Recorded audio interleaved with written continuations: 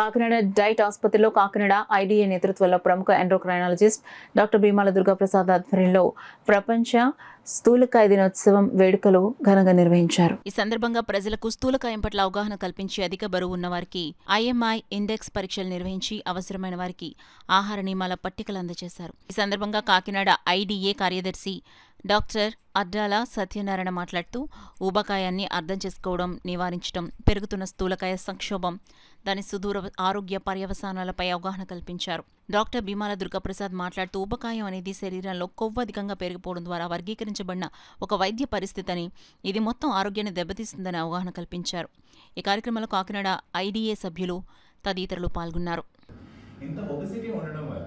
మన chronic diseases అయిన diabetes, hyper tension అంటే చక్కెర వ్యాధి కానీ, బీపీ కానీ ఇవన్నీ కూడా వ్యాప్తి చెందుతాయి. చాలామంది పేషెంట్స్ నా దగ్గరికి వచ్చినప్పుడు ఒబిసిటీ గురించి మనం జాగ్రత్త తీసుకోవాలి అని చెప్పగానే వాళ్ళు చెప్పి మొట్టమొదటి విషయం ఏంటంటే, నేను ఈ రోజు నుంచి వాకింగ్ మొదలు పెడతానండి, ఎక్సర్సైజ్ మొదలు పెడతానండి. వాకింగ్ కానీ ఎక్సర్సైజ్ కానీ ఎక్కువ చేయడం వల్ల మనం వెయిట్ మెయింటైన్ చేసుకోవడం కానీ వెయిట్ తగ్గించడం అనేది చాలా చాలా కష్టం. కెలోరిక్ డెఫిసిట్ అంటే మనం తినే ఆహారంలో కొరత రావాలి, మన డెఫిసిట్ రావాలి. కెలోరిక్ డెఫిసిట్ అంటే మనం ఎప్పుడూ కూడా డైట్ చేయడం వల్లే సాధ్యపడుతుంది.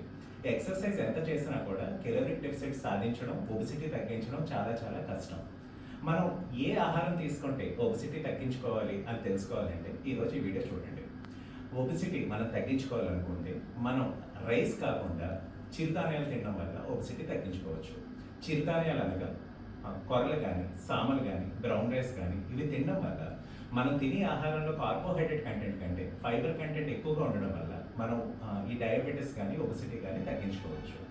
అలాగే ఇప్పుడు దొరికే జంక్ ఫుడ్ అంటే స్వీట్స్, మనం బయట దొరికి కేక్స్ కానీ, పిజ్జాస్ కానీ, స్వీట్స్ కానీ ఇవన్నీ తగ్గించుకోవాలి.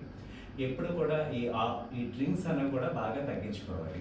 జ్యూసెస్ కూడా తీసుకోవడం వల్ల చాలామంది జ్యూసెస్ చాలా హెల్తీ అని అనుకుంటారు, కానీ జ్యూసెస్ తీసుకోవడం వల్ల పళ్ళల్లో ఉన్న ఫైబర్ అంతా పోయి కేవలం ఫ్రక్టోస్ మాత్రమే మిగలడం వల్ల కూడా ఈ ఫ్యాటీ లివర్ ఒబిసిటీ అనేది చాలా చాలా ఎక్కువ అవుతుంది.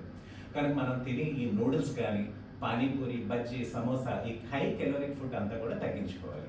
ముఖ్యంగా మనం పిల్లల్లో ఈ ఒబిసిటీ అనేది ఈ మధ్యకాలంలో చాలా ఎక్కువగా చూస్తున్నాం. దానికి కారణం వాళ్ళు పుట్టిన దగ్గర నుంచి ఒకటో సంవత్సరం, రెండో సంవత్సరం దగ్గర నుంచి ఈ మొబైల్ ఫోన్లు చూపించి తిండి తినిపించడం ఇది చాలా ఎక్కువ అవుతుంది. ఎప్పుడైతే ఈ మొబైల్ ఫోన్ చూపించి తిండి పెట్టడం అలవాటు చేశారో వాళ్ళు ఏం తింటున్నారో కూడా వాళ్ళు చూసుకోకుండా తినడం వల్ల ఈ ఒబిసిటీ బారిన వాళ్ళు చాలా ఎర్లీ ఫేజెస్ ఆఫ్ లైఫ్లో పడుతున్నారు. కనుక ఈ బ్రెయిన్ కట్ యాక్సెస్ అనేది చాలా ఇంపార్టెంట్. అంటే మనం ఏం తింటున్నామో చూస్తూ, దాన్ని ఆస్వాదిస్తూ, దాన్ని నవిలి మింగడం వల్ల మనం ఈ ఒబిసిటీ బారిన పడకుండా ఉంటాం. అలాగే పిల్లల్లో ఈ చిప్స్ అనేవి కూడా, లేకపోతే కుర్కురే ప్యాకెట్స్ ఇవన్నీ ఎక్కువ తినడం వల్ల వాళ్ళలో ఈ వాలటైల్ కెలోరిక్ డెన్సిటీ అంటాం.